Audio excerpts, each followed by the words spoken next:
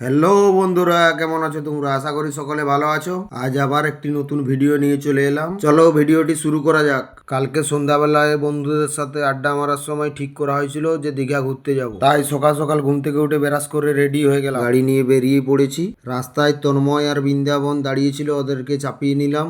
এই যে আমাদের গ্যাংয়ের আরেকজন গড়বেতাই ছিল, তাই ওকে চাপিয়ে নিয়ে বেরিয়ে গেলাম। এই দেখো বন্ধুরা, কোবাই ব্রিজ চলে এসেছি।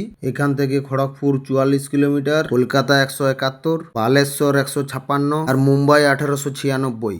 এরপর বন্ধু ড্রাইভিং করবে, আমি তাই তন্ময়ের সাথে এসে করে পেছনে বসে গেলাম। এদিকে দেখি মোটামুটি বন্ধু ভালোই ড্রাইভিং করছে। মগরামপুর টোল পৌঁছে গেছি, টোল ট্যাক্স দিয়ে বেরিয়ে গেলাম। এখানে টোলে প্রাইভেট কার 100 টাকা কাটে। টোল পেরানোর পর প্রচণ্ড খিদে পেয়ে গেছিলো, তাই টিফিন করার জন্য রাজা হোটেলে ঢুকে গেলাম। হোটেলটা দারুণ, এখানে খাবারও ভালো। গাড়িটা পার্কিং করে দিয়ে গাড়ি থেকে নেমে চলে গেলাম হোটেলের ভিতরে। আমরা মশলা দোসা অর্ডার দিয়েছিলাম, তো মশলা দোসাটা খেতে মোটামুটি ভালোই লাগে। কার কার মশলা দোসা খেতে ভালো লাগে কমেন্ট করে জানাবে বন্ধুরা। টিফিন সেরে বেরিয়ে গেলাম। বন্ধু ড্রাইভিং করছিল, আমি গাড়িতে বসে একটু মজা মারতে মারতে যাচ্ছিলাম। দীঘা পৌঁছে গেছি।